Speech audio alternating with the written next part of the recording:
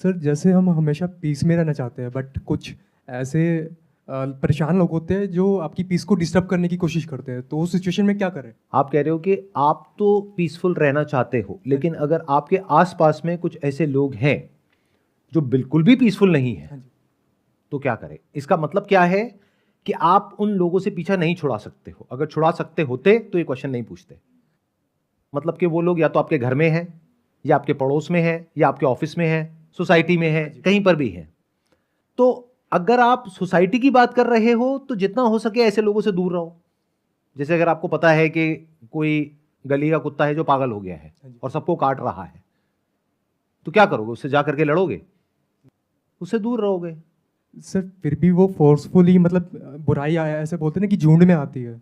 अब मान लेते हैं कि वो इंसान अकेला नहीं है, उसके साथ में कुछ और भी लोग हैं जिनका मोटिव है आपको तंग करना, आपको परेशान करना। आप जैसे ही रजिस्ट करते हो या उनको कुछ कहते हो तो वो और आपसे लड़ते हैं। मतलब कि वो आपको उकसा रहे हैं कि आप कुछ कहो या कुछ करो, और वो सारे झुंड में आकर के आपके ऊपर अटैक करते हैं। This is what you are saying, right? अब ऐसे में क्या किया जाए? प्रैक्टिकल सॉल्यूशन ये है कि या तो अपना एक झुंड बनाओ। थ्योरेटिकल बातें नहीं करेंगे, प्रैक्टिकल करेंगे। क्योंकि थ्योरेटिकल बातें क्या होती हैं? अरे अगर आपके आसपास में कोई भी अशांत है, उससे कोई फर्क नहीं पड़ता है, आप अपने आप को शांत रखिए। सर ऐसे शांत बैठेंगे लोग कमजोर समझेंगे फिर। Exactly, that's the point. जिन लोगों के साथ में कुछ गलत होता है, जैसे आपके साथ में अगर कोई कुछ गलत कर रहा है और आप चुप बैठे हो, तो दुनिया आपको बेवकूफ समझती है। तो मैंने क्या कहा है अपने कई सेशंस में, you need to be as powerful as possible, as powerful as you can, not to dominate others but to defend yourself. खुद को कैपेबल तो बनाना है सर। बनाना ही पड़ेगा, ये दुनिया ही ऐसी है। This is called survival of the fittest. मतलब ये क्या है? अगर आप ध्यान से देखोगे, ये पावर गेम है, और ये आज से नहीं चल रही है, सदियों से चल रही है। और सिर्फ इंसानों में नहीं है, जानवरों में भी है। जानवरों में अगर आप ध्यान से देखोगे, जैसे कोई शेर है, चीता है, तो सबकी अपनी अपनी टेरिटरीज होती है। तो किसी एक की टेरिटरी में अगर कोई और आ जाता है तो उनके बीच में लड़ाई होती है, और फिर दोनों में से एक अपनी हार मान लेता है और वो वहां से चला जाता है, और वो टेरिटरी फिर दूसरे की हो जाती है। तो ये जानवरों में भी है। इसको पावर डायनामिक्स बोलते हैं, पावर गेम्स बोलते हैं। तो अब क्या किया जाए? प्रैक्टिकल सॉल्यूशन, कोई थियोरेटिकल बातें नहीं। क्योंकि अगर कोई सामने से आपको गाली दे रहा है और मैं कह रहा हूं कि भाई शांत रहो, तो कब तक शांत रहो? चलो आपको गाली दे रहा है, आप शांत रह सकते हो, ठीक है। आपकी मां को गाली दे रहा है, शांत रहोगे? बाप को गाली दे रहा है, शांत रहोगे? क्या भगवत गीता में यही सिखाया गया है? क्या भगवान कृष्ण अर्जुन को यह सलाह दे रहे हैं कि बेटा एक काम कर, सामने ना लड़ाई हो जाएगी, उसमें कुछ पड़ा नहीं है, एक काम कर, छोड़ करके भाग जा? ये सलाह दे रहे हैं?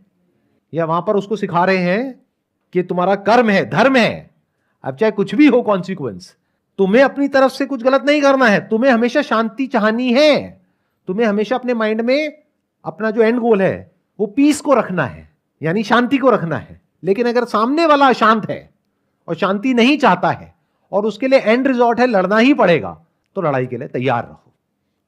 अब लड़ने के क्या तरीके हैं? एक है कि अगर सामने एक ग्रुप है जिसके एक पर्टिकुलर लेवल की पावर है, या मान लो उस ग्रुप में 5 लोग हैं, 10 लोग हैं, उनकी कलेक्टिव पावर ये है, जिसको भी आप पावर बोलते हो, जो एक्चुअल है, वो नहीं वो जो दिखा रहे हैं। क्योंकि दिल्ली में तो स्पेशली क्या है कि हर कोई पता नहीं क्या है, कि तू जानता है मेरा बाप कौन है?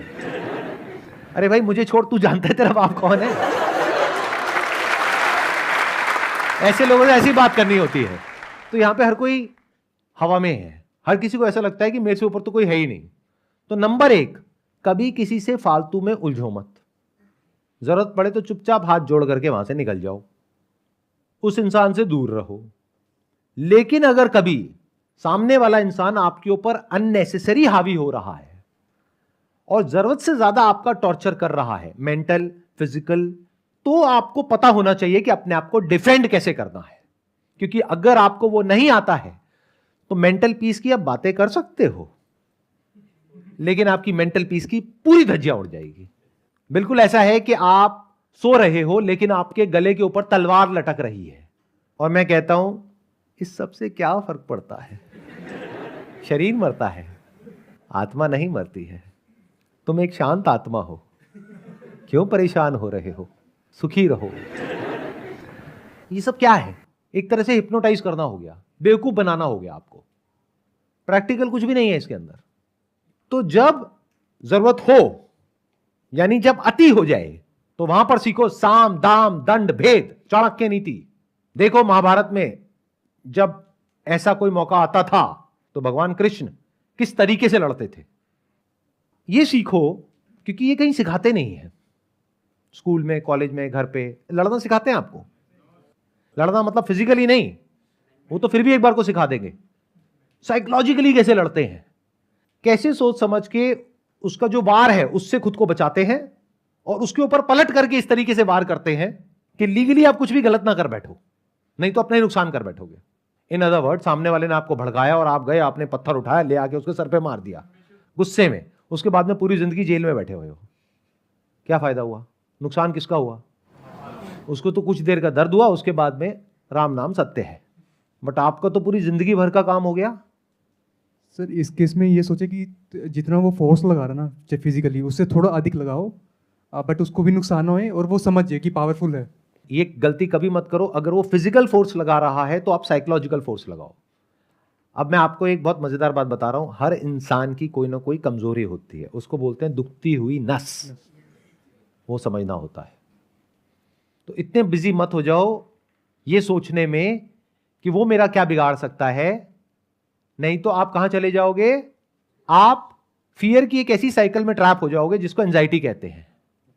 आप बैठे बैठे बस यही सोचते रहोगे कि अभी तो उसने ये किया है, अब कल ये ना हो जाए, परसों ये ना हो जाए, अच्छा वो ये ना कर दे, वो ना कर दे। भाड़ में गया वो, क्या करता है क्या नहीं करता। आप ये देखो आप क्या कर सकते हो। तो सामने वाले की दुखती हुई नस को समझो, पकड़ो और उसको थोड़ा सा दबाओ, ज्यादा भी मत दबाना। ये माइंड गेम होता है। बाहर जो है वो आप बाद में जीतते हो, बाद में हारते हो किसी भी लड़ाई में।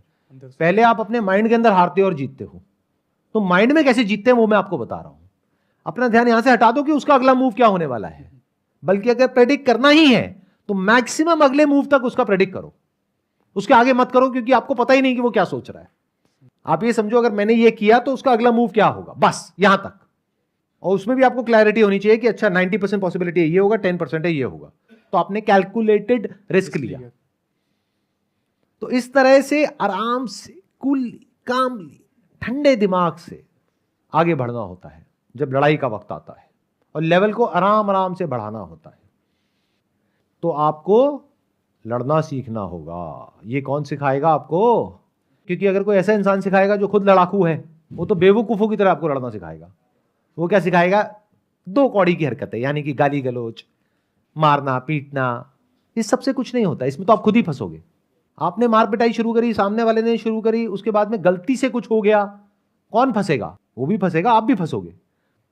तो ऐसे काम करना ही क्यों है? तो मैं उसकी बात ही नहीं कर रहा, मतलब मैं फिजिकल की तो बात ही नहीं कर रहा, मैं तो साइकोलॉजिकल की बात कर रहा हूं। अगर आपके ऑफिस में कोई है और वो आपको बहुत तंग कर रहा है, तो there are ways of dealing with that particular situation, जिससे कि सांप भी मरेगा और लाठी भी नहीं टूटेगी। यानी किसी को पता भी नहीं लगेगा कि वो आपने किया, लेकिन कुछ ऐसा कर दिया कि उसके बाद में वो इंसान पछताएगा। लेकिन ये स्टेप तब उठाना है जब सामने से आपको समझ आ जाए कि अब मेरी जो लिमिट है बियर करने की वो क्रॉस हो चुकी है। हाँ, अगर अब इन टैक्टिक्स को आप यूज कर रहे हो अपने फायदे के लिए, वो गलत है सर। वो गलत नहीं है, वो बहुत गलत है। क्यों? मैं बता देता हूं क्यों। फॉर एग्जाम्पल, ये जो मैंने आपको बोला कि इस तरीके से कुछ किया जा सकता है, अब आप कहते हो यार आइडिया तो बढ़िया है, क्योंकि मेरे ऊपर जो बंदा बैठा है अगर उसको हटा देता हूं तो उसकी सीट मेरे को मिल जाएगी, मेरी सैलरी इतनी है, वो बढ़ करके इतनी हो जाएगी, तो ये तो बहुत बढ़िया आइडिया है, चलो उसको हटाता हूं अपने रास्ते में से। अगर ऐसे आप बन गए तो अब आप अंदर से करप्ट हो गए।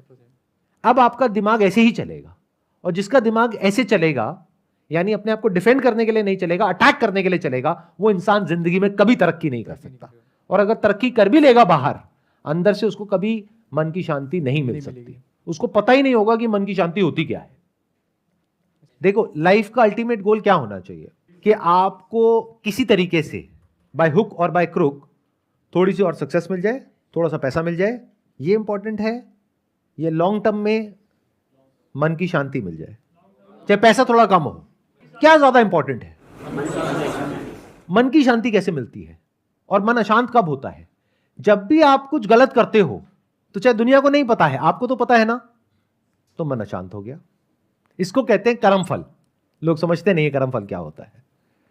कर्म का फल इमीडिएट होता है, बाद में थोड़ी ना होता है। जहां आपने किसी के साथ में कुछ भी अनफेयर किया, कुछ भी गलत किया, आप गलत हो गए, और जो गलत हो गया वो दुखी हो गया। जितना गलत हो गया उतना ही दुखी हो गया।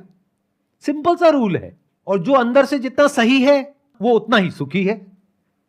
फॉर एग्जाम्पल, मेरी फितरत बन गई आप लोगों को बेवकूफ बना करके किसी तरीके से पैसा कमाने की, तो बाहर से मैं अपने आप को जैसा मर्जी दिखाता रहूं, क्या अंदर से मैं कभी भी सुखी रह सकता हूं?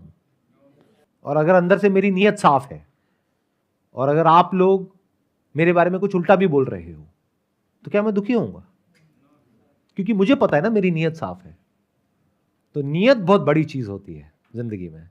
अपनी नीयत हमेशा साफ रखो। तो अगर जो भी मैंने अभी तक कहा उसको मेरे को सम अप करना हो अपने मन को शांत रखने के लिए, तो वो क्या है कि इस दुनिया में you can not afford to be weak. जो कमजोर होगा ये दुनिया उसको इस तरीके से तंग करेगी कि वो इंसान की जो हालत है वो बद से बदतर होती चली जाएगी। यानी कि अगर आप मेंटली कमजोर हो तो बाहर के लोग तो छोड़ो, आपके अपने घर वाले ही आपको नहीं छोड़ेंगे। मेरी बात ध्यान से सुन लेना। सुनने में थोड़ी सी अलग है वो जो आप मॉरल साइंस की बुक्स में पढ़ते हो, क्योंकि वहां पे बहुत ही लीनियर तरीके से कुछ बताया जाता है। अगर आप अपने माँ बाप की सेवा कर रहे हो तो आप अच्छे बेटे हो, नहीं कर रहे हो तो बुरे बेटे हो। अच्छा, अगर माँ बाप किसी बात को लेकर के बार बार आपको बोलते चले जा रहे, उसको सुन करके आपका जो मेंटल बैलेंस है वो खराब हो रहा है, तो कौन सा वो पॉइंट आएगा जब जा करके आपको पलट करके जवाब देना है, और क्या देना है या नहीं देना है। इनफैक्ट अगर आप महाभारत को ध्यान से समझोगे, भगवत गीता को ध्यान से समझोगे, तो लड़ाई कभी भी दूसरों से नहीं होती है, अपनों से होती है। अर्जुन इतना ज्यादा कंफ्यूज नहीं था, उसको भगवान कृष्ण ने जान करके कंफ्यूज किया, नहीं तो जरूरत नहीं थी। भगवान कृष्ण अर्जुन को यह भी बोल सकते थे कि भाई यहां पे तुम लड़ने के लिए हो, लड़ो, अपना क्या फालतू की बातें कर रहे हो। भगवान ने क्या किया, रथ को ले जा करके सामने बीच में खड़ा कर दिया और कहा ये देखो, ये सारे तुम्हारे अपने हैं जिनको तुम्हें मारना है। उसके हाथ कांप गए। जिंदगी में जो सबसे बड़ी लड़ाइयां होंगी ना आपकी, वो अपनों से होगी।